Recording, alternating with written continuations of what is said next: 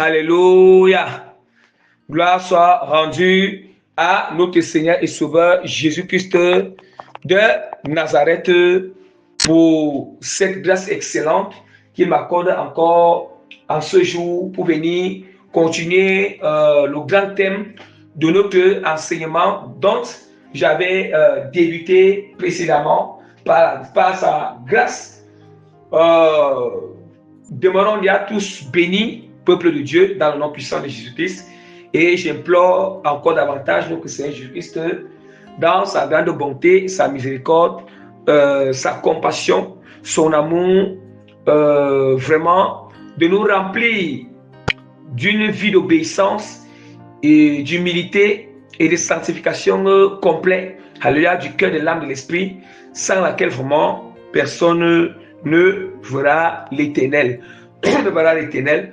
Donc, avant vraiment de débuter, de continuer avec la suite de notre enseignement, je souhaite déjà, par la grâce du Seigneur, recommander cet enseignement en témoin du Seigneur à travers une courte prière de recommandation. Père Tout-Puissant, je bénis ton nom, Papa. Je te loue, Seigneur, je te glorifie, je te magnifie, de m'accorder encore la grâce en ce moment de venir continuer ce moment, ce thème d'enseignement que tu m'avais fait grâce de débuter. Dernièrement, Seigneur Papa. Seigneur, je t'implore de tout mon cœur, je te recommande, Seigneur, tout mon être en ce moment, afin de venir me conduire dans toute la vérité, Seigneur, afin de me donner la force et la puissance, Seigneur, d'enseigner à ton peuple, Seigneur. Je t'implore, Seigneur, de me remplir, Seigneur, de ta révélation, c'est pour enseigner à ton peuple, Seigneur.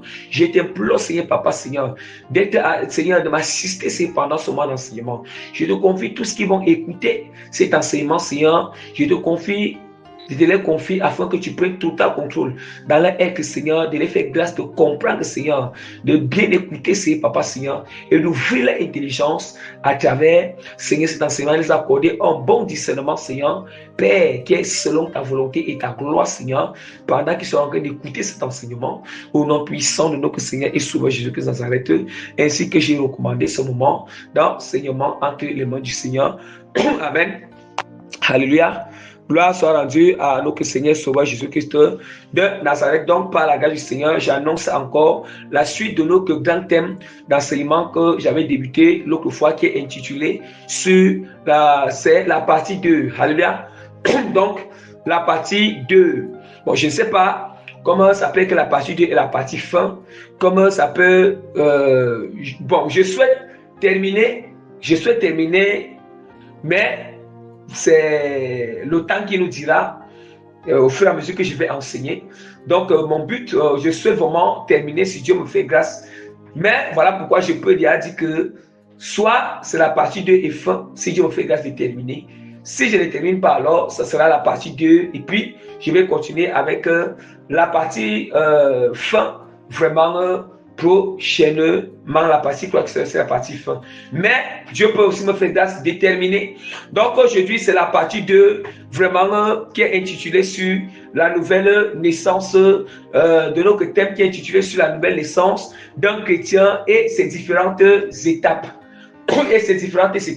Donc, nous savons que dernièrement, nous avons enseigné dernièrement avec le grand heure. Alléluia. Le grand temps vraiment qui a été intitulé sur la nouvelle naissance d'un chrétien et la nouvelle naissance d'un chrétien. Nous avons eu à expliquer profondément ce que signifie la nouvelle naissance d'un chrétien avec différentes explications, différentes révélations bien aimées par rapport vraiment à la nouvelle naissance d'un chrétien, parce que on ne peut pas parler des étapes de la nouvelle naissance spirituelle d'un chrétien vraiment si on n'a pas expliqué d'abord. Donc déjà, je suis déjà invité en toute humilité tout le peuple du Seigneur, ceux vraiment qui vont tomber ou bien sur la partie 2 de ce thème. Donc je vous invite déjà en toute humilité donc de chercher déjà à connaître déjà qu'est-ce que signifie même la nouvelle naissance, la partie 1 donc que j'avais eu enseigné. Donc sentez-vous libre de me contacter vraiment dans mon privé, dans mon inbox. Donc à YouTube, le numéro est affiché au niveau à YouTube, le numéro est affiché à YouTube. Et puis aussi dans les textes, ceux qui seront en train de lire les textes à l'entête, juste à l'entête vraiment de chaque texte d'enseignement, mon numéro est affiché. Et à la fin aussi du développement de l'enseignement, juste à la fin, il y a aussi un paragraphe qui porte mon numéro là-bas. Donc vous pouvez vraiment me contacter dans le inbox pour que je vous fournisse la première partie vraiment de ce thème. Alléluia, pour mieux comprendre déjà, afin de comprendre aussi la deuxième partie. Donc aujourd'hui, nous allons rapidement, continuer avec le grand 2. Le grand 2 vraiment qui est intitulé, le grand 2 qui est porté vraiment sur les différentes étapes de la nouvelle naissance spirituelle. Alléluia. Les différentes étapes de la nouvelle naissance spirituelle. Bien aimé, vraiment, nous allons commencer à citer ces différentes étapes. Il est vrai que les premières étapes, j'ai déjà eu à enseigner cela. Alléluia. J'ai déjà eu à enseigner. Donc, la première étape de la nouvelle naissance, donc je vais d'abord, donc, comme les différentes étapes de la nouvelle naissance, petit A. Le petit A représente la première étape de la nouvelle naissance. Alléluia. Le petit A, ça représente vraiment la première étape de la nouvelle naissance spirituelle. Et le petit A vraiment est porté sur avoir la foi en Jésus-Christ. Alléluia. Avoir la foi premièrement, on doit dire avoir la foi en Jésus-Christ. Avoir la foi en Jésus-Christ déjà, c'est le croire en Jésus-Christ comme notre Seigneur et Sauveur. Alléluia. C'est le croire en Jésus-Christ comme notre Seigneur et Sauveur et à sa parole. C'est très important. On ne peut pas croire en Jésus-Christ, mais nous ne croyons pas à sa parole.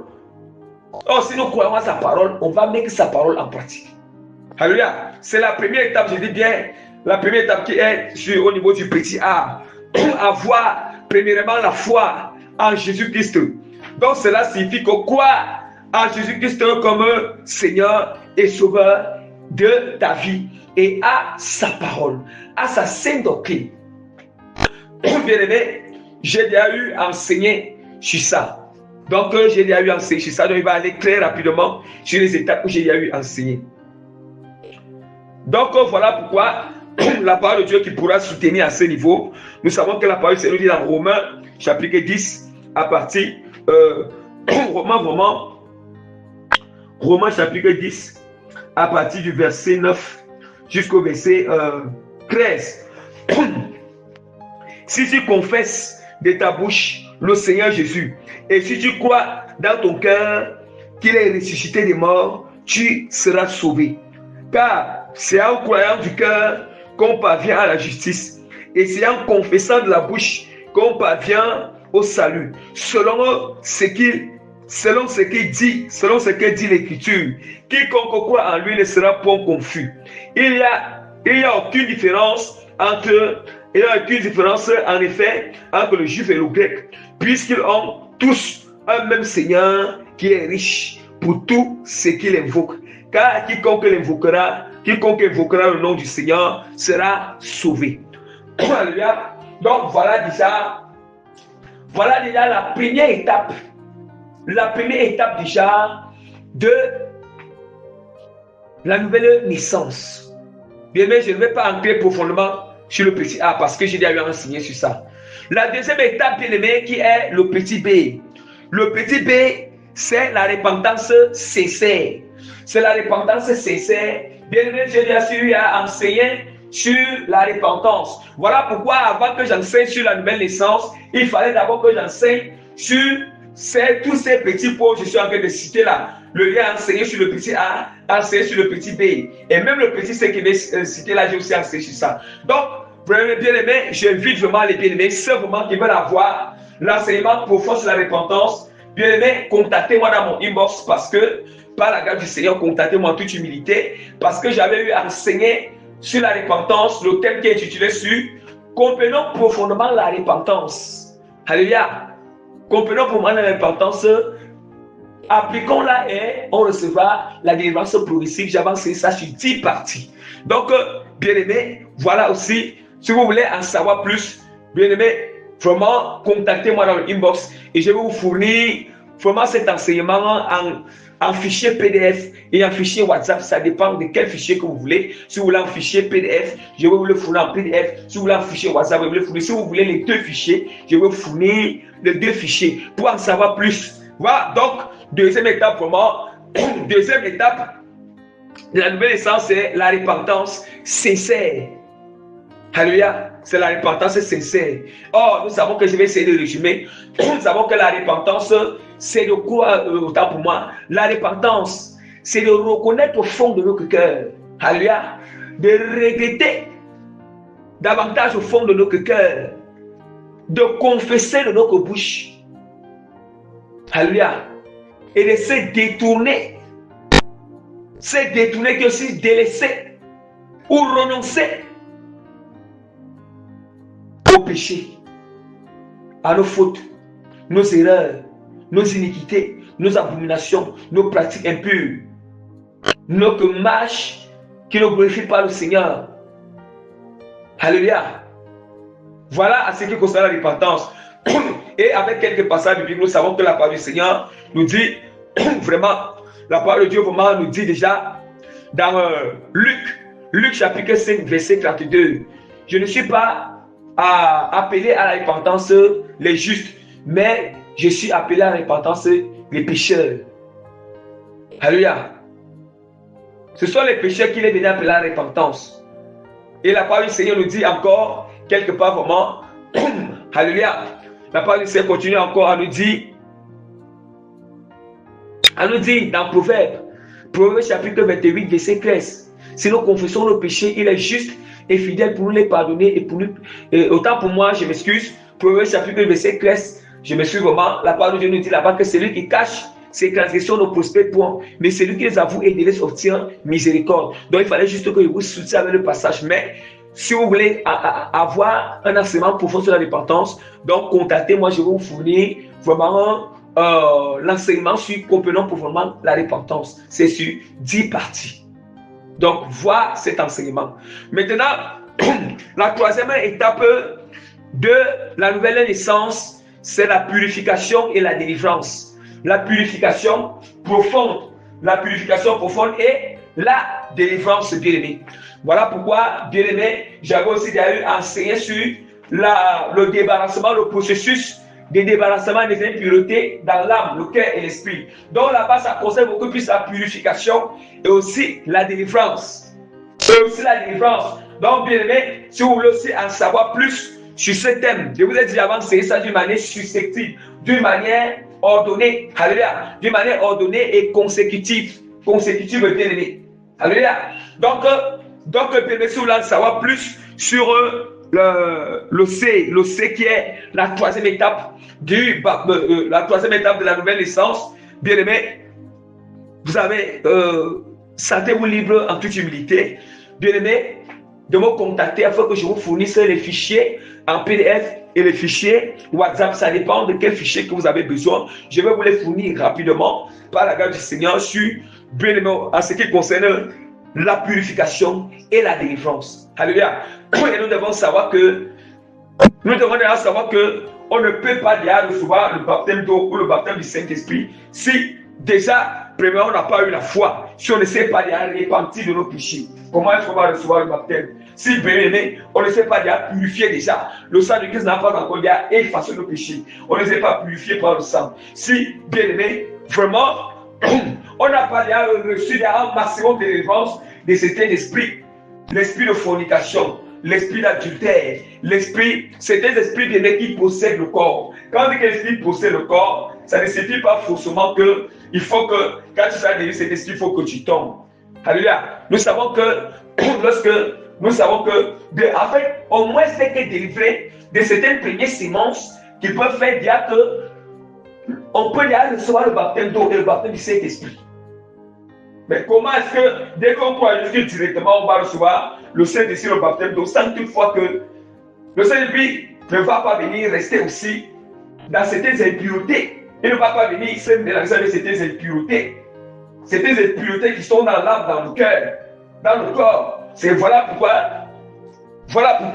il est question d'abord de se repentir premièrement, et puis dès que purifié, et dès que délivré maximum le Seigneur Dieu va se rassurer de nous délivrer. Il y a un maximum de certaines semences impures en nous, maximum de certains esprits qui nous tiennent captifs, maximum déjà de certaines alliances. Alléluia. Donc, ce qui peut déjà au moins donner accès au Saint-Esprit, d'avoir déjà accès dans notre vie. Alléluia. Accès dans notre vie, vraiment. Régner vraiment dans notre vie.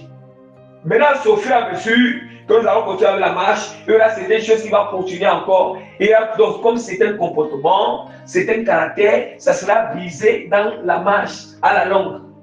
À la longue. Mais le Saint-Esprit se rassure d'abord, premièrement, au moins, maximum de délivrer la personne de certains déjà sémences et certains esprits. Alléluia. Et certains esprits périmés. Il y en a d'autres qui ont des esprits coriaces. Par exemple, il y a d'autres qui ont des esprits, certains esprits vraiment, d'autres vraiment que. Il y en a d'autres qui ont certains esprits vraiment coriaces qui restent dans le corps. Et la délivrance là, c'est une délivrance où les esprits, ça va se manifester. Tout dépend de l'ampleur de la sémence, l'ampleur de l'esprit qui est dans le corps de la personne. Et comment le péché était manifesté. Voilà. Donc, voilà vraiment. Et nous savons que la parole du Seigneur nous dit au niveau vraiment de la parole de Dieu, vraiment. La parole de Dieu nous dit vraiment que si nous confessons nos péchés, il est juste et fidèle pour nous les pardonner, pour nous purifier de toute iniquité. Alléluia. Pour nous purifier de toute iniquité, le Seigneur ne peut pas venir rester dans les péchés non confessés. Sans se repentir, on doit se repentir en confessant le péché. Parce que quand on a de la repentance, non seulement le Seigneur va nous révéler les péchés à se repentir, le Seigneur va nous révéler. Et il y a une différence entre que le Saint-Esprit viendra rester, demeurer dans notre corps et que le Saint-Esprit. Et quand on croit en Jésus-Christ, quand nous croyons en Jésus-Christ, quand on ne s'est pas encore repenti, le Saint-Esprit va s'approcher. Ça veut dire qu'il va s'approcher pour nous guider à la repentance. Pour nous conduire à la repentance. Ça veut dire qu'il est là, il souffle dans notre esprit. Ça ne veut dire pas qu'il habite derrière nous. Mais il va d'abord souffler dans notre esprit. Parce que quand il souffle son expression dans notre esprit, il faut penser aussi qu'il habite déjà en nous. Ouais. Il y a une différence que le Seigneur habite en nous et qu'il est plus près de nous. Parce qu'on a cru en Jésus-Christ. On a cru. Maintenant, il s'approche pour souffler en nous ce qu'il a à faire pour nous guider à la repentance. Afin que, parce qu'il souhaite entrer dans notre corps, il souhaite venir demeurer dans notre corps. Mais il veut d'abord qu'on confesse certains péchés. Sincèrement, on soit au courant, on confesse certains péchés. Alléluia. Et puis maintenant, c'est sur ça maintenant, il va nous purifier, effacer, purifier de cette sémence pour que lui, il vienne au moins rester derrière dans notre corps, habiter derrière dans notre cœur. Et quand il vient habiter, c'est pour qu'il va continuer davantage, à nous révéler certains caractères qui doivent viser. Or, quand il habite à nous, il nous donne la force pour mettre sa parole en pratique. Il nous donne la force pour que nous traversons tout le processus de brisement. Hein? Donc, bien aimé, maintenant, nous passons maintenant troisième étape qui est le petit dé. Le petit dé, c'est le baptême d'eau. Le baptême d'eau, bien aimé. Voilà. Après avoir que tu as cru en Dieu comme Seigneur et Sauveur, et puis tu t'es repenti sincèrement, vraiment. Tu as eu à passer des programmes vraiment de jeûne de repentance. Plusieurs programmes de jeûne de repentance. Et puis maintenant aussi, tu t'es purifié. Tu as été purifié. Le Seigneur t'a délivré un maximum. Voilà. C'est là maintenant que tu passes maintenant. Parce que toutes ces choses, quand tu es là, Jésus-Christ dans le programme de repentance et de délivrance, tu es là en train d'écouter les enseignements. Tu es là, tu écoutes les enseignements bien. Voilà, tu es là en train d'écouter les enseignements. Et puis maintenant, donc quatrième étape qui est le petit dé, le baptême d'eau. Alléluia. Le baptême d'eau. Bien aimé, le baptême d'eau. Bien aimé, il faut dire que nous allons enseigner beaucoup sur le baptême d'eau. Parce qu'on n'a pas encore touché proprement sur ça. Et on va encore entrer dans les profondeurs de l'enseignement au niveau du baptême d'eau. Bien, mais c'est quoi le baptême d'eau? Le baptême d'eau, c'est l'engagement ferme. L'engagement ferme d'une bonne conscience. Alléluia. D'un individu, de tout son cœur, de toute son âme, de tout son esprit, qui décide librement de croire et de suivre Jésus-Christ. Ou bien d'être un disciple de Jésus-Christ en demeurant fidèle et obéissant à sa parole du reste de sa vie jusqu'à sa mort. Bien-aimés, j'espère que nous avons compris. Je vais encore répéter.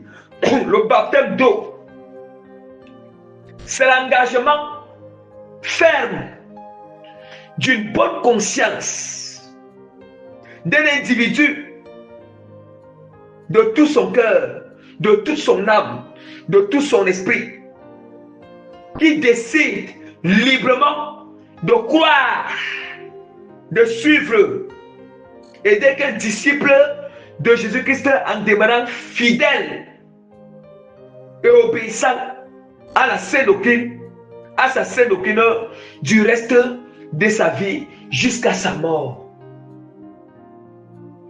Jusqu'à sa mort, bien-aimé. Ça veut dire, je vais essayer d'expliquer. Lorsque quelqu'un, tu décides de dire que tu veux prendre le baptême, rassure-toi que tu as fait une bonne repentance. Rassure-toi vraiment, parce qu'il est possible que tu sais, tu es conscient qu'il y a certaines choses, tu ne vas pas encore renoncer. Il y a certaines choses, tu ne vas pas encore abandonner. Et puis même, tu ne veux pas te repentir de certaines choses, mais tu prends le baptême d'eau. Quel baptême d'eau? Ah, le baptême d'eau, même quand on dit que baptême d'eau, le baptême d'eau est encore appelé baptême de repentance. Hein? Le baptême d'eau, c'est le baptême de Jean-Baptiste, encore appelé aussi baptême de repentance. Quand on parle de baptême d'eau, on fait référence au baptême de Jean-Baptiste. Et quand on parle de baptême de Jean-Baptiste, on fait aussi référence au baptême de repentance. C'est vrai que le baptême d'eau, ça symbolise vraiment notre repentance sincère. Ça confirme notre repentance sincère. Voilà pourquoi on dit que c'est l'engagement ferme d'une bonne conscience. Ça veut dire qu'une bonne conscience, une bonne volonté. Ça veut dire qu'une bonne conscience, quoi, d'abandonner le péché, de se détourner du monde, de renoncer à ton ancien âge. Hein? Ouais. Cet engagement doit être ferme. Ça veut dire que tu n'as plus dans l'esprit que tu vas retourner en arrière. Ne vous baptisez pas pour vous baptiser. C'est l'engagement ferme d'une bonne conscience. Si tu sais que tu ne peux pas encore sortir du péché, tu sais que de certaines choses, tu ne peux pas encore renoncer, ne te baptise pas, bien-aimé. Il ne faut pas te baptiser. On dit que c'est l'engagement. L'engagement, c'est quoi? On dit qu'on sait qu'on ne doit pas violer l'engagement avec Dieu. Or, cet engagement, c'est comme une promesse. Quand on parle d'engagement, l'engagement fait référence à une promesse. L'engagement fait référence comme une alliance. Hein? Une alliance. Comme une promesse que tu fais au Seigneur. Tu fais la promesse à Dieu, vraiment, d'abandonner le monde et de te suivre, de l'obéir. Tu prends l'engagement vraiment de te détourner du monde, d'abandonner le monde, d'abandonner le péché, d'abandonner la fornication, d'abandonner le mensonge, d'abandonner tout ce qui ne glorifie pas le Seigneur, afin de l'obéir tout au long de la vie, afin de l'aimer, de le servir, de le louer, d'être fidèle, de lui être fidèle, de marcher dans la sanctification, de marcher dans la vie de consécration, d'avoir une intimité avec lui. Toute ta vie, jusqu'à ce que tu vas mourir, jusqu'à ce que tu quittes la terre. Au bien Jésus-Christ, il vient prendre son église. C'est ça, bien-aimé. C'est ça l'engagement. C'est ça cet engagement. C'est ça qu'on appelle le baptême d'eau. Et je vais expliquer encore, avant qu'elle vienne sortir les passages bibliques. je vais sortir des passages bibliques pour mieux expliquer. Bien, mais écoutons très bien. Nous devons savoir une chose. Nous devons savoir une chose, c'est que nous devons savoir une chose. Mais avant cela, je vais revenir sur notre truc. Je vais d'abord lire la parole de Dieu. La parole du Seigneur, la parole de Dieu nous dit déjà, la parole du Seigneur, je m'excuse, pardonnez-moi, peuple de Dieu. Nous dit là dans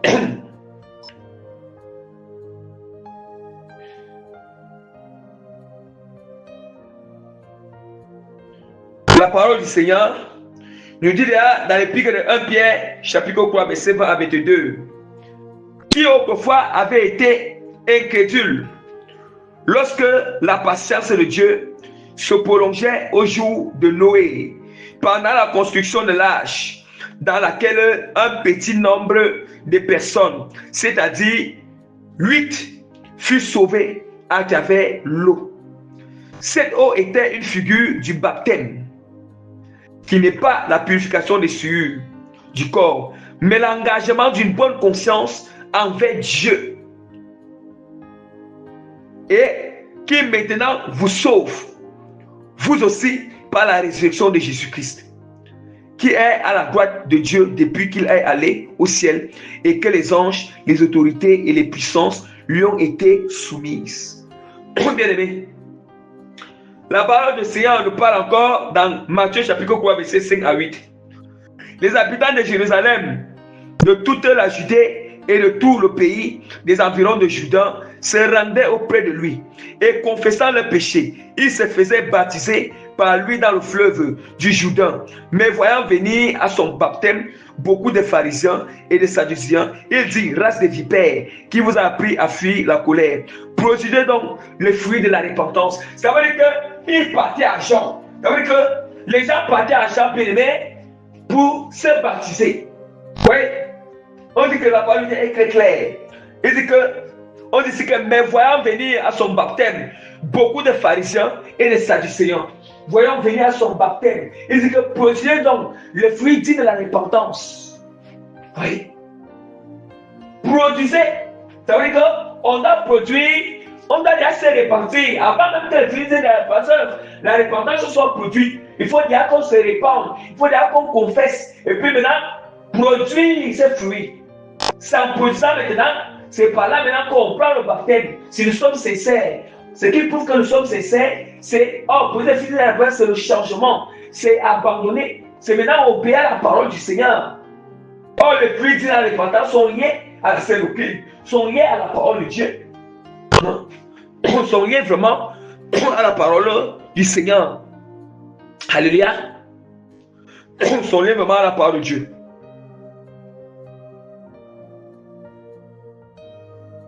Vous voyez? Et la parole du Seigneur nous encore dans Matthieu 3, verset 11. Moi, je vous baptise d'eau pour vous amener à la repentance. Mais celui qui vient, je m'excuse. Bien aimé. Donc, voilà déjà les passages bibliques qui nous prouvent qu'il y a eu baptême d'eau. Les passages bibliques qui nous prouvent qu'il y a eu baptême d'eau avec ce qu'il était en train d'expliquer. Et nous devons aussi savoir que quelque part dans l'épître de 1 Pierre, chapitre 3, verset 20, où j'ai lu l'épître de 1 Pierre, chapitre 3, verset 20, où au niveau vraiment du verset 21, qui dit que cette eau était une figure du baptême, qui n'est pas la purification des souillures du corps, mais l'engagement d'une bonne conscience avec Dieu, et qui maintenant nous sauve. Vous sauve, vous aussi, par la résurrection de Jésus-Christ. Ça veut dire quoi? Vous savez dire que s'il y a eu une résurrection de Christ, il y a aussi eu une mort de Christ. Ouais. D'où maintenant vous allez voir que quand le baptême se fait. D'où maintenant, nous allons voir que quand le baptême, quand on baptise, on immerge. Ça veut dire que quand on baptise, nous allons voir que le baptême, c'est aussi comme une pleine immersion de notre corps dans l'eau. Pour nous amener de notre corps dans l'eau bien.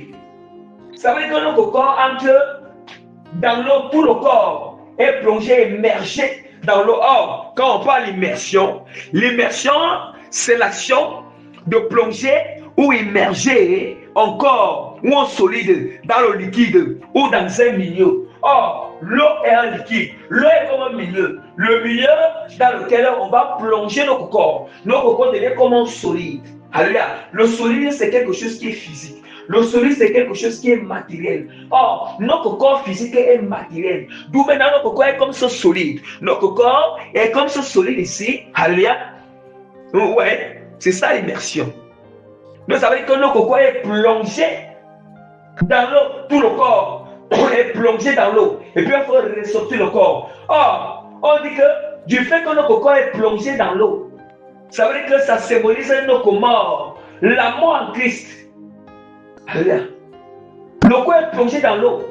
Ça symbolise la mort en Christ. Et quand on reçoit de l'eau, ça symbolise la résurrection en Christ. Alléluia. Ça symbolise la résurrection en Christ. Je vais encore vous expliquer. L'eau ici signifie encore la parole, la sainte doctrine. Signifie encore la parole. Or, nous savons que quand on plonge, tu es plongé dans l'eau, ça veut dire que c'est la mort. Ça veut dire que tout ce qui est bu pas rester là-bas. Ça veut dire que quand tu es dans le bain aussi, la sainte doctrine va te sanctifier. La sainte doctrine va te purifier. La parole pure, la vérité va te sanctifier. La vérité va crucifier. Ça va faire mourir les hommes, la chair en toi. Au fur et à mesure que tu es disposé à écouter la sainte doctrine. Parce que quand on parle de l'eau, il y a d'abord l'eau du baptême. Et cette eau du baptême, c'est d'une manière littérale. Mais spirituellement aussi, d'une manière par révélation et symbolique. Ça symbolise aussi la sainte doctrine. La sainte doctrine. Voyez, la parole pure, la vérité du Seigneur. Voyez, parce que quand tu plonges, on plonge ton corps dans l'eau. Là, c'est parce que c'est une action corps physique. Voilà pourquoi il faut aussi qu'on plonge notre corps physique dans l'eau physique aussi. Vous voyez, dans l'eau physique. C'est la même manière qu'il faut aussi. Maintenant l'âme et l'esprit là.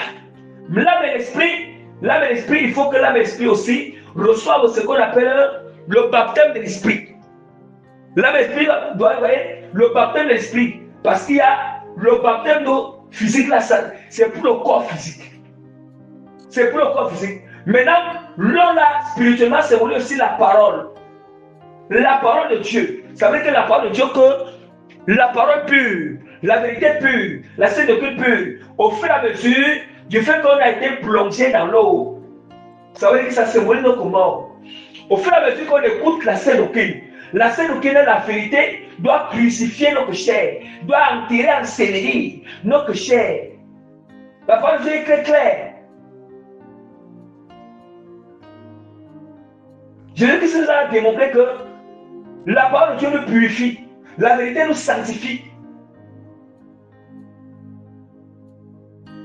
Déjà, vous êtes purs par la parole que je vous ai donnée.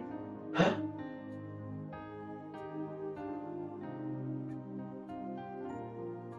Ouais, maintenant. Et lorsqu'on obéit maintenant à la parole du Seigneur commence à crucifier la chair, à ensevelir la chair, à nous passer la vérité, à pour nous crucifier. D'où maintenant, quand parfois ces personnes écoutent la vérité, ça les choque, ça les fait mal. Ça veut dire que du fait que ça fait mal là, ça veut dire que c'est ça. C'est ça la vérité est venue, le ciseau, est venu circoncire. Yes! La circoncision. Elle est venue circoncire là où le péché était attaché au cœur. Elle est venue circoncire là où il y avait encore l'idolâtrie dans le cœur. Là où il y avait encore, c'est d'où maintenant parfois on le sent mal. Parce qu'on était attaché à la chose. Or la vérité vient pour circoncire, c'est comme le ciseau. Pour circoncire le cœur de toute idolâtrie, de tout péché, de toute la chair. Vous voyez? Et maintenant, après avoir que nous sommes circoncis, à ce niveau maintenant, comme on a été blessé, nous ne sommes même pas abattus et là on va ressusciter. Ça veut dire quand Dieu va reconnaître dessus, ça veut dire que à ce niveau du cœur, le niveau là va ressusciter avec la gloire. Ça veut dire que là maintenant, la chose ne va plus rien te faire. Que là on produit telle chose devant toi, ça ne va plus passer, la chose est acquittée dans ton cœur. Là tu as le cœur a cicatrisé à ce niveau, dans ce domaine. Ça veut dire que la gloire est réunie sur ça. Ça veut dire que c'est la résurrection à ce niveau. Ça a été, Dieu a guéri. Hein? qu'est-ce qu'il a fait? C'est à cause de la parole. C'est la parole qui a fait que tu sois blessé. C'est la parole qui a circoncis à ce niveau. La vérité. Alléluia. D'où maintenant, vous voyez que la parole c'est clair. L'eau, le sang et l'esprit sont d'accord. Or, l'eau, c'est aussi l'eau du baptême. Et l'eau, là, c'est vous encore la parole de Dieu, la sainte doctrine. La sainte doctrine. Nous comprenons déjà.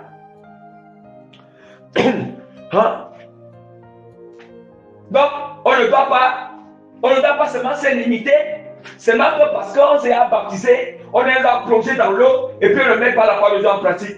Il faut aussi qu'on reçoive aussi le baptême de la sainte doctrine. Le baptême de la sainte doctrine qui est quoi? Qui est que la sainte doctrine va changer le cœur. C'est ça. La parole de Dieu maintenant doit pénétrer dans l'âme pour changer notre cœur, pour transformer. Ça veut dire que ça doit continuer le processus du baptême d'eau dont le corps a été immergé.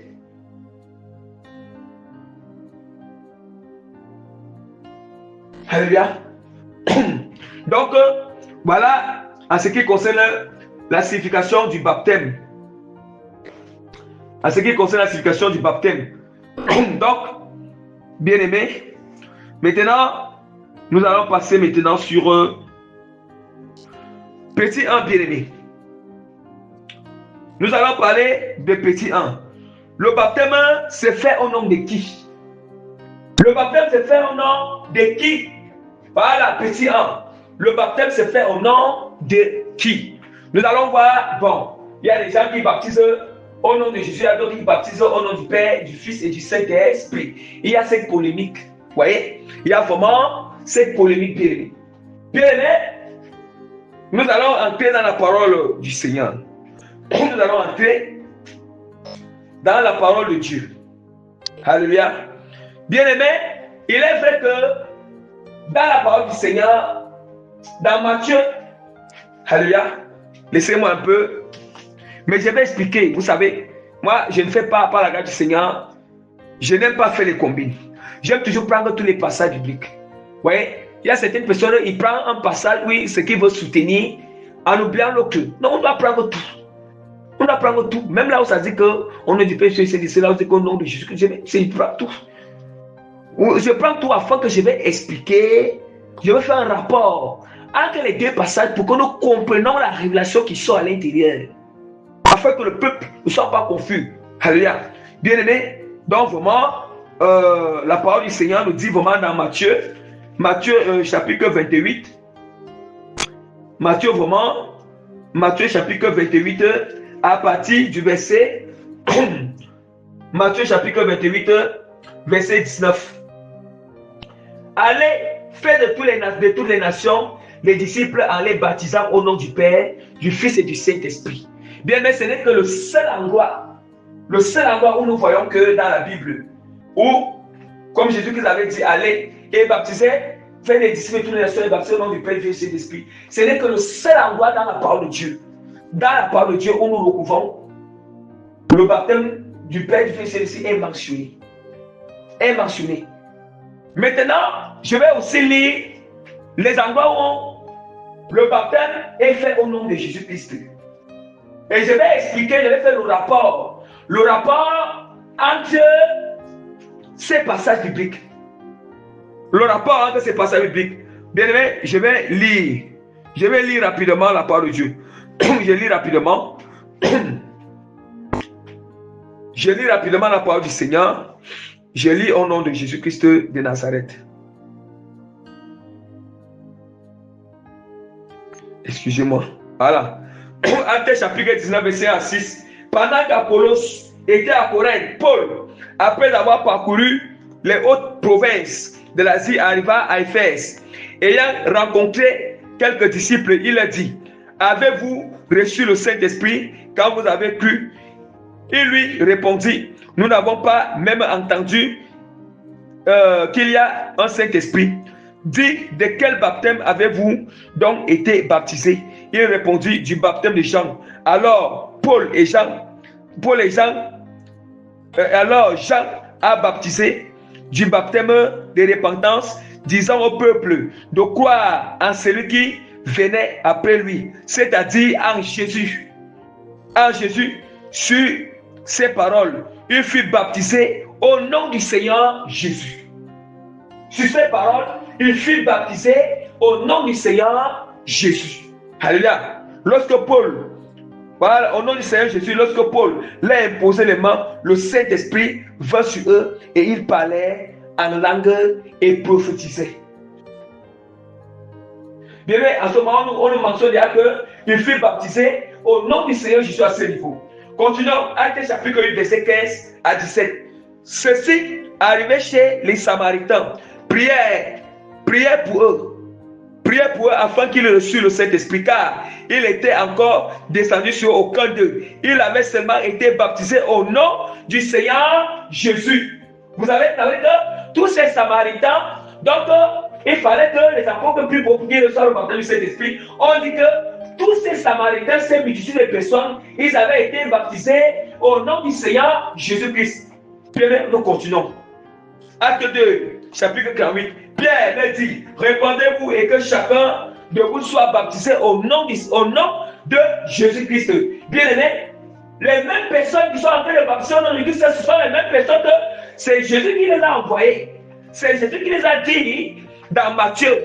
Matthieu chapitre 28, verset 19, que allez, c'est eux, ce sont ces disciples, ce sont ces apôtres qui sont en train de baptiser au nom de Jésus-Christ là. Écoutons bien pour que nous comprenions. Jésus, c'est Jésus qui l'envoie. Ils n'ont pas encore. Jésus les envoie. Jésus dit que allez, faites de toutes les nations des disciples. Faites de toutes les nations des disciples, les baptisant au nom du Père, du Fils et du Saint-Esprit. Or, ça veut dire que comment ça veut dire qu'ils partent? Ils ne baptisent pas au nom du Père, du Fils et du Saint-Esprit, mais ils baptisent au nom du Seigneur Jésus-Christ. Telle que la parole vient de nous dire. Ça veut dire que le rapport, est-ce que les peuvent concrétiser à l'instruction de Jésus-Christ? Ils ne peuvent pas concrétiser. Est-ce qu'ils peuvent bafouer l'instruction que Jésus a donnée? Non. Est-ce que la parole ne peut pas encore se concrétiser? Non. Ça veut dire qu'il y a quelque chose. Ça veut dire que bien aimé, la révélation du baptême du Père et du Saint-Esprit, c'est le baptême au nom de Jésus-Christ. Ça veut dire qu'ils ont reçu la révélation. Ça veut dire que la révélation, ça veut dire que le Père, le Fils et le Père, le Fils et le Saint-Esprit, c'est Jésus-Christ de Nazareth. Nous voyons déjà que Jésus-Christ a donné l'instruction qu'allez faire de toutes les nations des disciples, mes disciples, et baptiser le nom du Père, du Fils et du Saint-Esprit. Mais lorsqu'ils sont partis, ils ont baptisé au nom du Seigneur. Donc cela prouve que la révélation du baptême de Jésus-Christ, la révélation que Jésus-Christ a donnée, c'est maintenant. Maintenant, Jésus-Christ, il est déjà mort. Il est à monter maintenant. Ça veut dire que là, maintenant, il est mort et ressuscité. Maintenant, ils sont en train de baptiser au nom du Seigneur, selon que la parole de Dieu nous l'atteste ici, là. Au nom du Seigneur Jésus-Christ. Au nom du Seigneur Jésus-Christ. Bien, il faut que nous comprenions les Saintes Écritures. Bon, il peut arriver que certains serviteurs de Dieu ont baptisé certaines personnes au nom du Père, Fils et du Saint-Esprit. Ils n'ont pas reçu la révélation de baptiser au nom du Seigneur Jésus-Christ, de baptiser au nom de Jésus-Christ. Qu'est-ce qu'il y a eux à faire? Mais premièrement, ce que je peux déjà dire, c'est que, vraiment, le conseil que je peux donner aux gens, c'est de baptiser vraiment les gens au nom du Seigneur Jésus-Christ de Nazareth. C'est de baptiser d'eau, c'est de faire le baptême d'eau au nom du Seigneur Jésus. Au nom du Seigneur Jésus, j'ai pris le temps par la grâce du Seigneur d'expliquer la chose. Parce que les mêmes personnes que Jésus-Christ a demandé d'aller baptiser au nom du Père, du Fils et du Saint-Esprit, nous nous rendons compte que est-ce qu'ils peuvent concrétiser la parole du Seigneur Jésus-Christ? On se rend compte qu'ils sont en train de baptiser au nom du Seigneur Jésus. Donc ça veut dire que la révélation du baptême du Père, du Fils et du Saint-Esprit, c'est le baptême au nom de Jésus. Au nom de Jésus.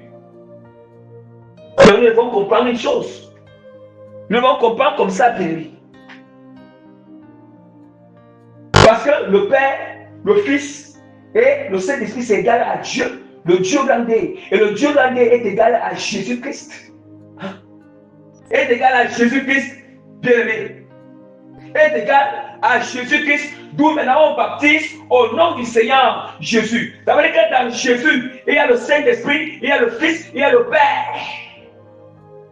Ça veut dire que, en fait, ça veut dire qu'ils ne sont pas, c'est toujours Dieu, Dieu qui est le Fils, Dieu qui est toujours le Père, Dieu qui est toujours le Saint-Esprit, c'est Dieu. Et c'est Dieu-là qui a appelé Jésus-Christ de Nazareth bien-aimé. Or, le Fils, parce qu'il est descendu, Dieu s'est fait chair pour venir pour habiter chez les hommes avec plein de grâce, pour nous donner le salut. C'est d'où maintenant il s'appelle maintenant, il est dans cette forme, c'est dans cette forme qu'il s'appelle Fils, que Dieu s'appelle Fils. Hein? Il s'appelle Fils. Mais en réalité, c'est ça, bien-aimé. Mais en réalité, c'est l'ensemble de ça. C'est toujours, ça veut dire que Dieu joue plusieurs. Ça veut dire que, je ne sais pas, c'est comme si lui, une même personne qui joue plusieurs fonctions. Dieu joue la fonction du Père, il joue la fonction du Fils, il joue la fonction du Saint-Esprit. Mais l'ensemble de ces deux fonctions, c'est ça qu'on appelle Jésus. Hein? Qu'on appelle Jésus, d'où maintenant ici, béni.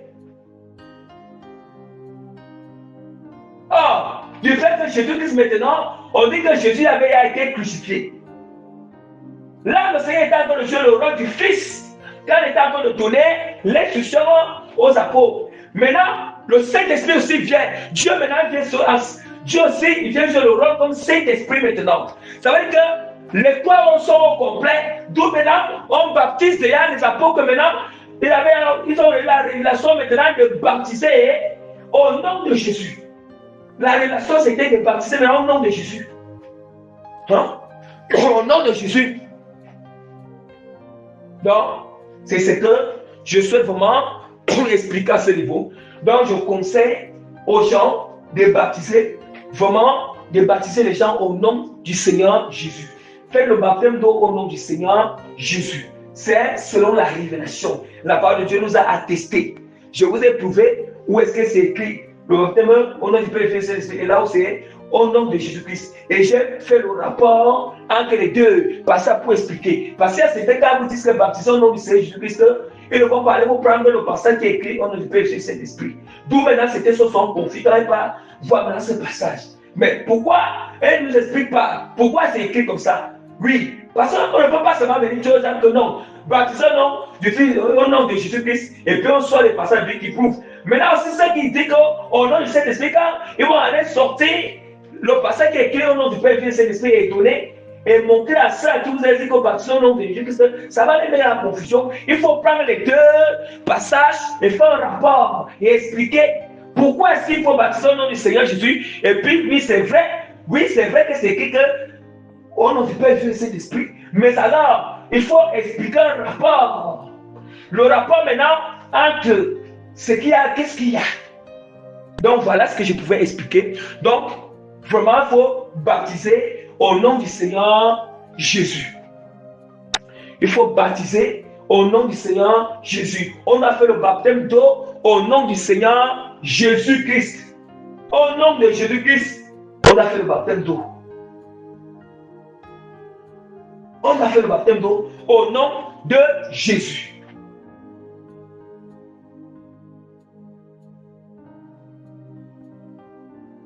Bon, pour ceux qui ont reçu le baptême au nom du Père, du Fils et du Saint-Esprit, premièrement, c'est vrai, d'autres vont se poser des questions, mais nous qui avons alors reçu au nom du Père et du Saint-Esprit, bon, c'est comment je peux déjà dire à ce niveau. Pour le serviteur qui avait pour habitude de baptiser au nom du Père et du Saint-Esprit, si maintenant tu reçois cette révélation, cet enseignement, qui est de baptiser au nom du Seigneur Jésus-Christ, maintenant il faut commencer à baptiser au nom du Seigneur Jésus-Christ. Maintenant, pour ceux qui ont reçu le baptême au nom du Père, du Fils et du Saint-Esprit, et que le serviteur qui l'avait baptisé n'avait pas encore reçu cette révélation. Peut-être qu'il a baptisé selon comme c'est dans Matthieu. Bon, si le serviteur est vraiment dans la scène ou qu'il plaigne, et que toi qui t'es fait baptiser là, et que tu as été sincère, tu as fait bien ta repentance, et puis tu gardes la scène aucune aujourd'hui. Bon, ce que moi je peux dire, faut demander. Ce que moi je peux dire, c'est que du fait que le serviteur de Dieu, lui, il a été un serviteur de Dieu authentique. Il peut arriver qu'il a encore dans l'ignorance. Pour lui, Il s'est seulement appuyé pour baptiser le Père et Saint-Esprit sur Matthieu 28. Mais si lui, il est dans la scène qu'il vraiment profonde. Dans la scène qu'il profonde. Il est un serviteur du authentique, obéissant au Seigneur. Voilà, rempli du Saint-Esprit. Et que toi-même, tu as été sincère. Tu avais été sincère. Sincère, tu t'es réparti. Et puis, tu t'es vraiment baptisé avec un engagement ferme. Bon, qu'est-ce qu'il y a à faire? Ce que je peux dire à ce niveau, avant de faire le baptême, je ne veux pas dire que doute du baptême là. Si tu es convaincu de ça, tant mieux. Si le Seigneur te convainc, tant mieux.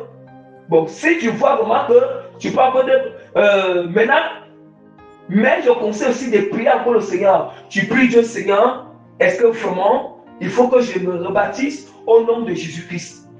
Je ne vais pas venir dire là que du fait que le serviteur de Dieu est authentique, rempli de la parole, et que toi, si tu étais sincère, je ne vais pas aller diaboliser ça, non.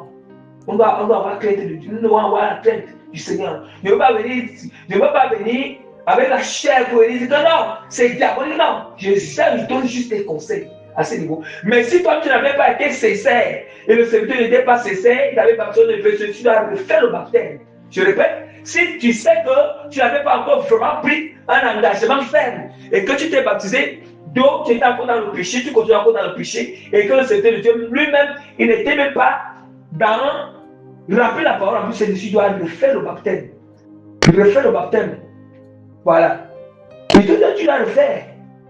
Même si tu as vu que le serviteur de Dieu, lui, il était authentique, mais toi, tu n'étais pas encore sincère, tu continues dans le péché, mais étant baptisé, tu dois refaire le baptême. Là où le tout, si tu fais au nom du Seigneur Jésus-Christ. Mais il faut maintenant que tu pries que Dieu te révèle, l'homme de Dieu authentique qui va le faire, tu ne vas pas être précipité. Donc, j'ai expliqué les hypothèses.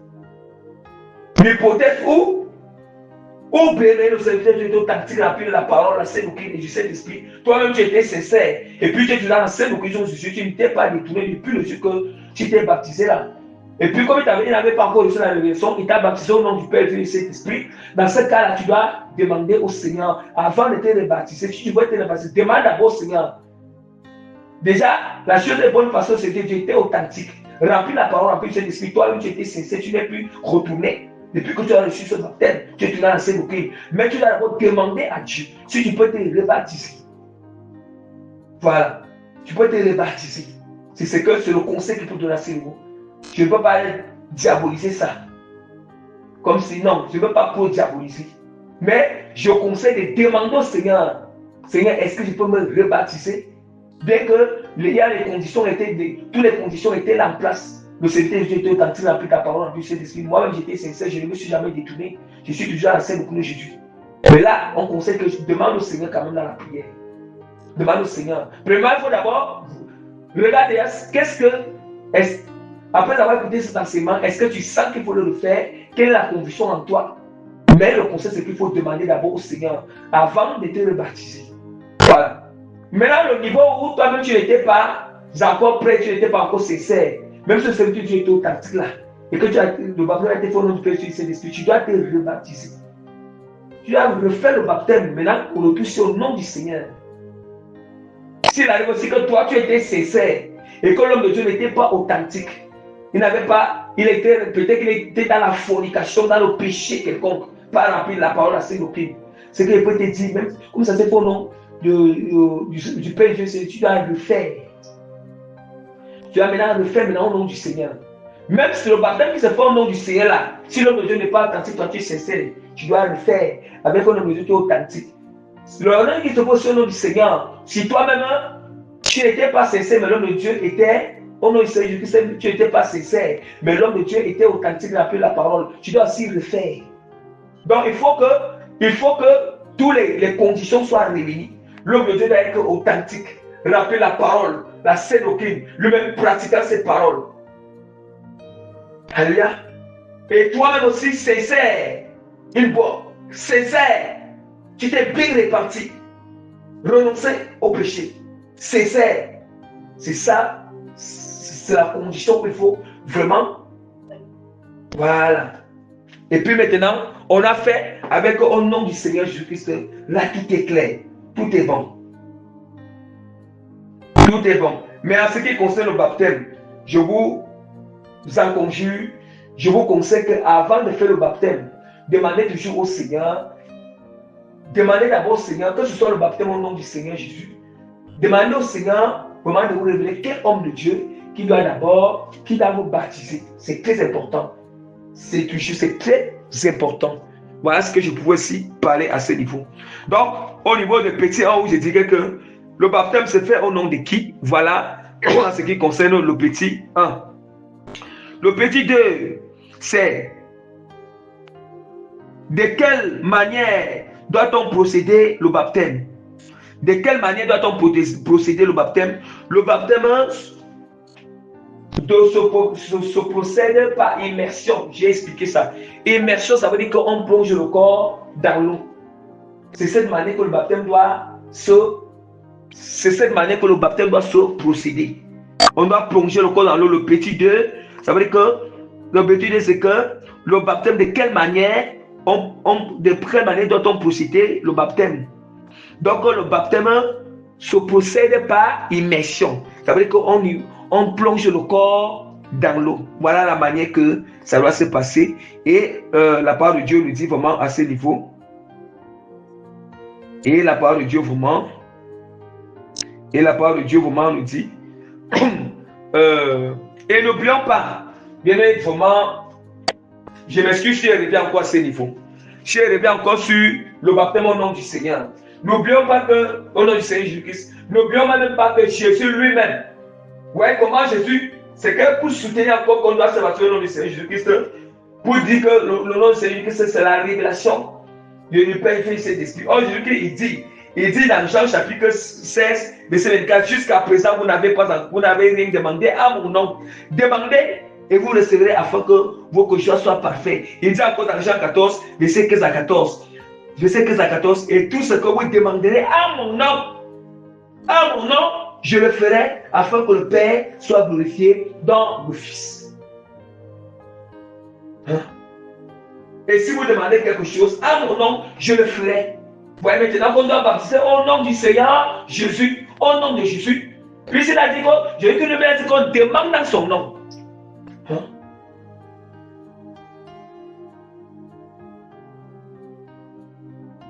Parce qu'il sait que le nom de Jésus-Christ, c'est le complet. Le complet, c'est Dieu même. Dieu a sa totalité. Dieu a sa totalité. C'est Dieu à sa totalité.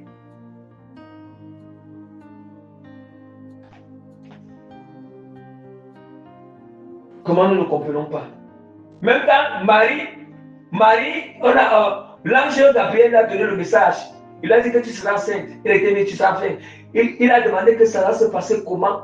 Je n'ai pas encore connu. Donc il a dit, la parole dit que la puissance du Saint-Esprit, il dit que le Saint-Esprit, donc ça veut dire que le Saint-Esprit descendra en elle et la puissance du Très-Haut la couvrira. Afin de donner quoi? Le Fils. Vous voyez que le Père, le Fils, le Saint-Esprit, tout ça c'était l'ensemble de ça. Or, il dit que le Saint-Esprit descendra. Donc l'Esprit de Dieu descendra et la puissance du Très-Haut te couvrira. Et c'est ça qui a donné. Et c'est ça maintenant, c'est l'ensemble de ça qui donne. Et puis maintenant, ça veut dire que c'est donc complet. Donc il n'y a pas de différence. Le Saint-Esprit, que le Père, qu'on dit Père, on dit Saint-Esprit, on dit Fils. C'est Dieu et c'est ça qui est égal à Dieu, égal à Jésus-Christ. Nous comprenons bien. Or, on a dit que celui-là qui va naître, il sera appelé Jésus. Or, celui qui est né là, c'est le Saint-Esprit qui est venu dans le ventre. Et la puissance du Père qui était là dans le ventre pour former l'enfant. Former le Fils. Maintenant que Dieu descend maintenant, il s'est dit que Dieu descend dans la chair, Dieu descendu. Hein? Dieu s'est fait chair pour habiter parmi les hommes. Et c'est ce Dieu-là qu'on appelle Jésus. Jésus-Christ, vous voulez quoi, bien aimé? Donc, voilà, je vais expliquer de quelle manière aussi que le baptême devait se procéder, bien aimé. Voilà, le baptême vraiment Je vois seulement qu'on va seulement juste enseigner seulement sur seulement, on va seulement terminer seulement avec pour le baptême d'eau, hein, parce que là, comme je disais tantôt dès le départ, par sagesse du Seigneur. Donc vraiment, bien aimé, nous voyons déjà, excusez-moi. Bien aimé, nous voyons déjà que la parole du Seigneur nous dit dans Jean chapitre 3, Jean chapitre 3, verset 23. Vous voyez? Jean chapitre 3, verset 23. La parole de Dieu nous dit que Jean aussi baptisait à un homme près de Salim, parce qu'il y avait là beaucoup d'eau et on y venait pour être baptisé. Ça veut dire qu'il y avait beaucoup d'eau là où il fallait que le corps soit plongé, immergé à l'intérieur de l'eau. Donc c'est un passage pour soutenir la manière que le baptême doit se procéder. Ça se procède, bien aimé, ça doit se procéder par immersion. Par immersion. Alléluia. Donc tout le corps doit entrer dans l'eau. Tout le corps, la tête jusqu'aux pieds, immergé dans l'eau. Alléluia. Maintenant, petit quoi? Où est-ce que le baptême d'eau doit se faire et ne doit pas aussi se faire? Où est-ce que le baptême d'eau doit se faire et ne doit pas aussi se faire? Bien aimé, alléluia. Gloire soit rendue à notre Seigneur Sauveur Jésus-Christ. Où est-ce que le baptême d'eau doit se faire et ne doit pas se faire? Bien aimé, je vais déjà expliquer.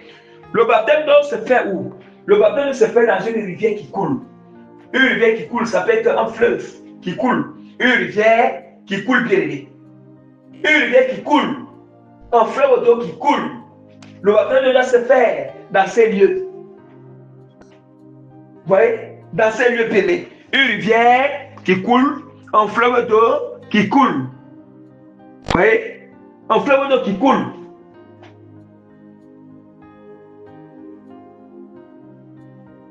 Vous voyez? Le baptême d'eau. Une rivière qui coule, un fleuve d'eau qui coule. C'est là où, bien aimé, le baptême d'eau doit se faire. En dehors de ça, le baptême d'eau ne doit pas se faire. La parole de Dieu nous le demande. La parole du Seigneur nous le demande. Nous allons rapidement lire. Hein? Nous allons rapidement lire.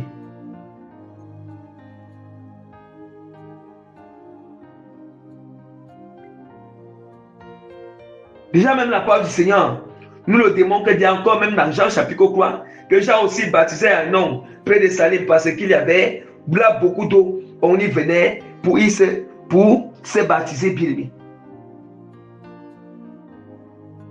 Et la parole du Seigneur est encore dans Matthieu chapitre 3, verset 4 à 6. Jean avait un vêtement de poil de chameau et une ceinture de cuir autour des rangs. Il se nourrissait de sauterelles et de miel sauvage. Les habitants de Jérusalem, de toute la Judée et de tout le pays des environs de Juda se rendaient auprès de lui et confessaient leurs péchés. Ils se faisaient baptiser par lui dans le fleuve du Jourdain.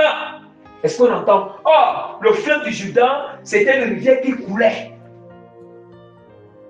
Jésus-Christ lui-même, il s'est baptisé dans une rivière qui coule.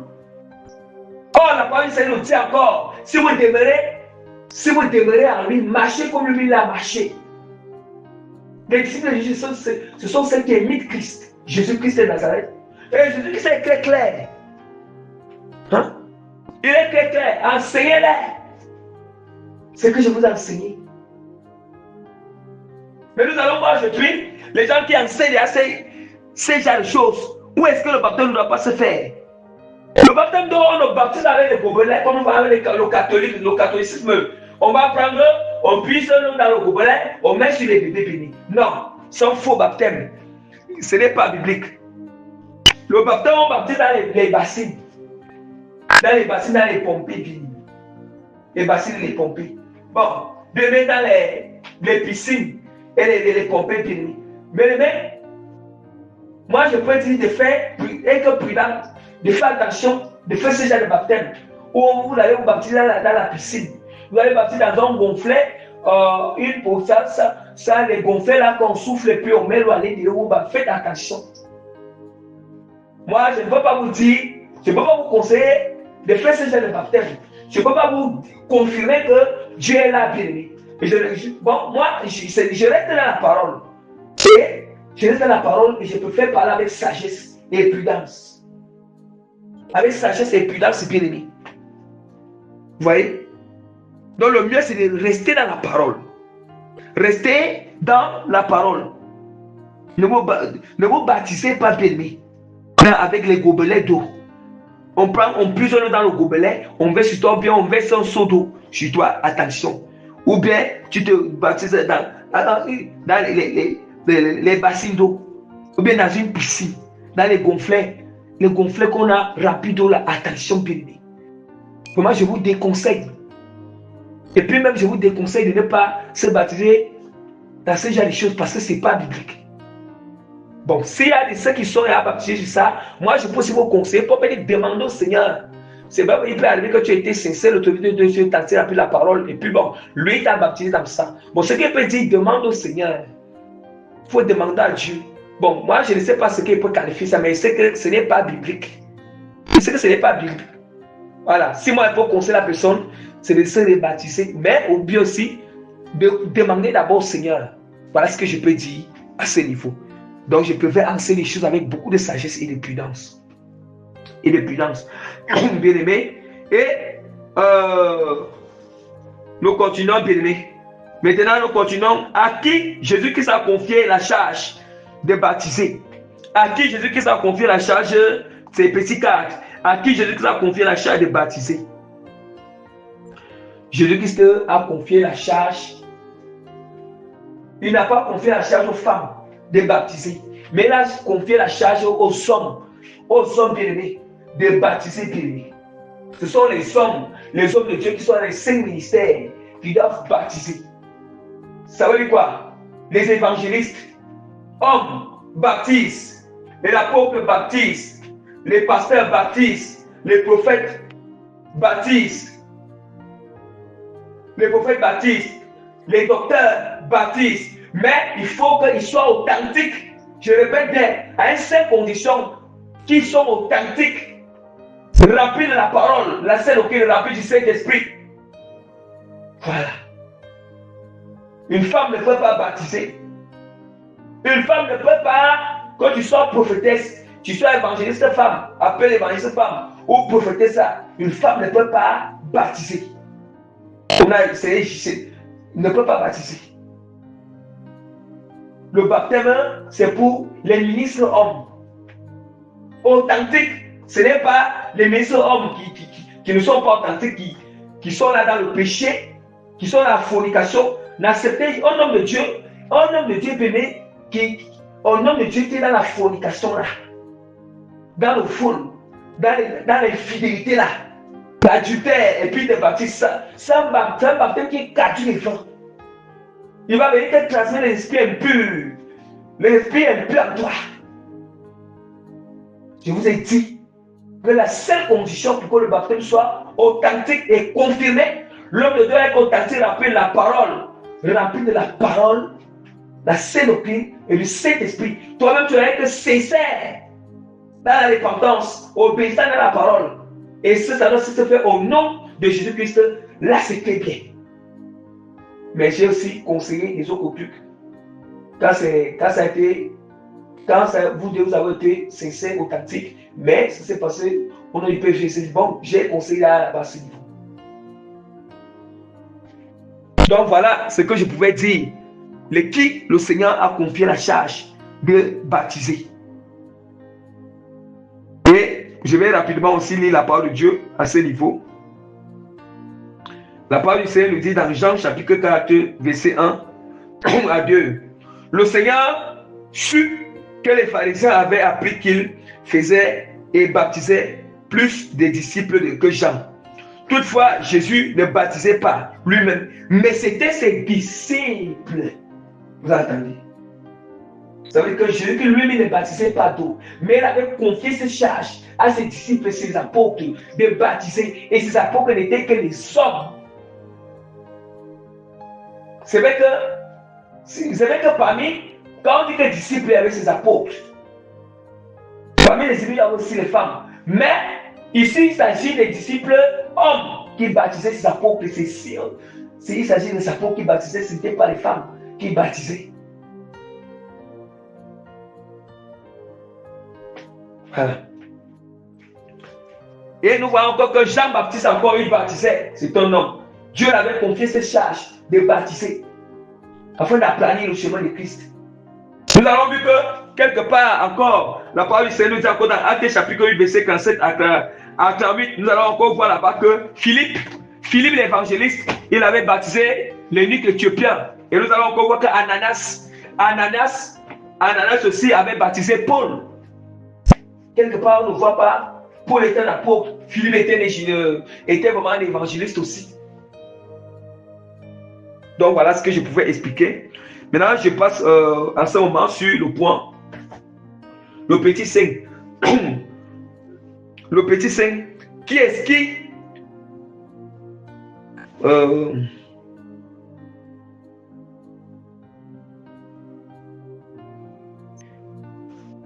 les qui est-ce qui ont droit? Les qui est-ce qui ont droit au baptême d'eau? Et les qui n'ont pas aussi droit au baptême d'eau. Voilà. Les qui est-ce qui ont droit au baptême d'eau et les qui n'ont pas aussi droit au baptême d'eau. Bien aimé, les gens, les seules personnes qui ont droit au baptême d'eau, c'est toute personne bien qui s'est convertie sincèrement, qui se répand sincèrement. Tout individu qui a cru en Jésus-Christ et qui s'est répandu sincèrement, qui s'est converti sincèrement, qui a pu faire, c'est lui qui a droit au baptême d'eau. Les qui n'ont pas droit au baptême d'eau, premièrement, les bébés n'ont pas droit au baptême d'eau. Les bébés, ni les petits enfants, peut-être tu vas avoir 1 an, 2 ans, 3 ans, 5 ans, n'ont pas droit au baptême d'eau. La parole est très claire. C'est un engagement, ferme d'une bonne conscience. Une bonne conscience. Il faut d'ailleurs que tu arrives à un certain âge pour avoir une bonne conscience. Peut-être à l'âge de l'adolescence. L'âge d'adolescence. Pour avoir une bonne conscience vraiment de savoir pourquoi est-ce que tu suis Jésus. Pourquoi est-ce que tu décides de suivre Jésus-Christ.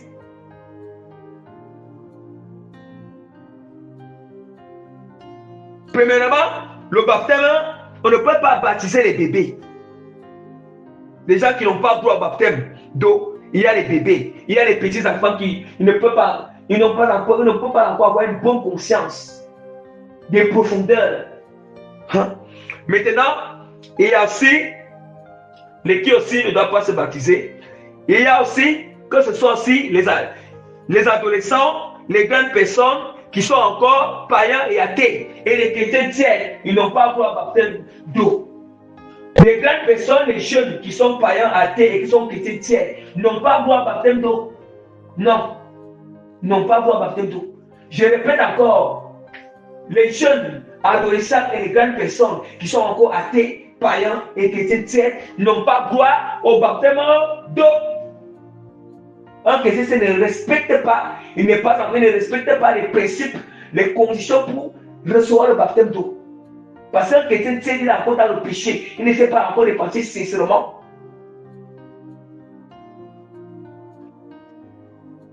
Il ne sait pas encore repentir sincèrement.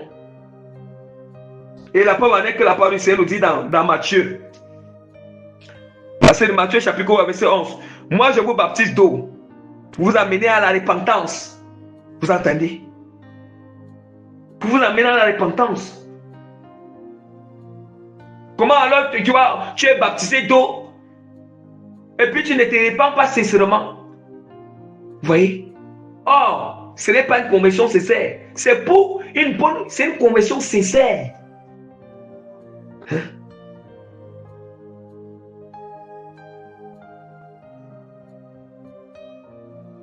Donc ce sont les nouveaux convertis, les nouveaux gens qui ont droit au baptême d'eau. Ce sont les nouveaux convertis et les anciens convertis. Pas avec un ancien converti, il n'a pas encore reçu le baptême d'eau et puis il est sincère, il reçoit son baptême. Il y a un nouveau converti qui s'est répandu sincèrement, qui est puis un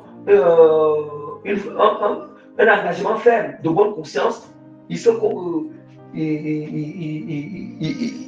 Il reçoit le baptême parce qu'au nouveau converti, c'est celui-là qui est passé par les étapes, il s'est repenti, il a un peu reçu la purification, la délivrance, et puis il est censé continuer à obéir à la scène doctrine. Vous voyez, il continue à écouter l'enseignement, il se baptise. Bon, maintenant,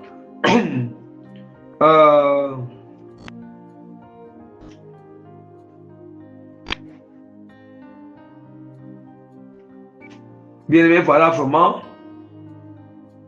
Voilà. Donc vraiment, nous allons vraiment, comment dire,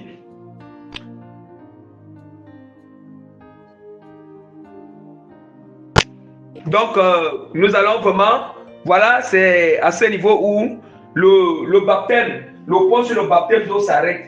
Mais je vais essayer de faire un rapport sur ça, de faire un rapport de résumé. De résumé, bien aimé, il faut baptiser. Bien aimé, à partir d'aujourd'hui, le serviteur de Dieu qui va écouter cet enseignement, il faut baptiser selon la révélation que les apôtres ont reçue. Baptiser, faites le baptême d'eau au nom de Jésus. Faites le baptême d'eau au nom de Jésus. Mais je vous ai expliqué le rapport entre le baptême du Père, du Fils et de l'Esprit et le baptême de Jésus. Je vous ai expliqué le rapport. Mais en conclusion, baptisez au nom de Jésus. Faites le baptême d'eau au nom de Jésus. Maintenant, en ce qui concerne le baptême d'eau est confié uniquement aux hommes. Les serviteurs de Dieu qui sont authentiques. Je répète, authentiques. Un serviteur de Dieu qui n'est pas authentique, un serviteur de Dieu tiers, qui est dans la fornication, qui ne prêche pas la vérité, qui n'est même pas rempli du Saint-Esprit, qui n'est même pas rempli la Sainte Doctrine, qui n'a même pas le Saint-Esprit en lui. Il n'a pas droit de baptiser qui que ce soit. Écoutez très bien. Et si ces serviteurs vous ont baptisé là, vous devez vous rebaptiser. Je vous ai expliqué quand est-ce qu'il faut vous rebaptiser et quand est-ce qu'il faut prier le Seigneur qui te réveille si tu dois te rebaptiser. Bon, j'ai expliqué toutes ces choses. Voilà ce que je pouvais conclure. Donc, prochainement, nous allons continuer avec le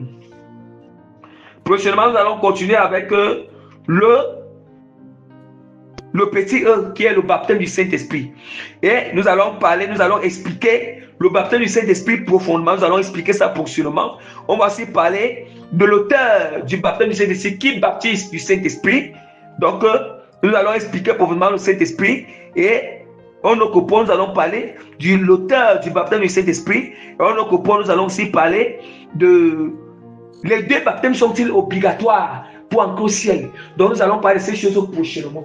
Donc, c'est dans le baptême, c'est sur le petit E, où nous allons essayer sur le baptême du Saint-Esprit. C'est ça. Le baptême, c'est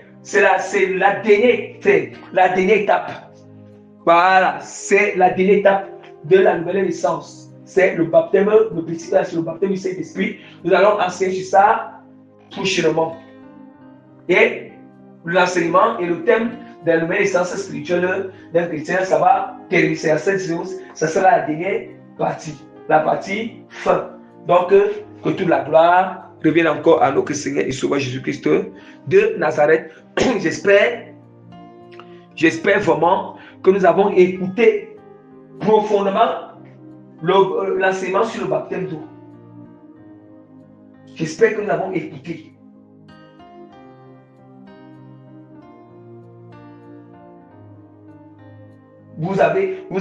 J'espère.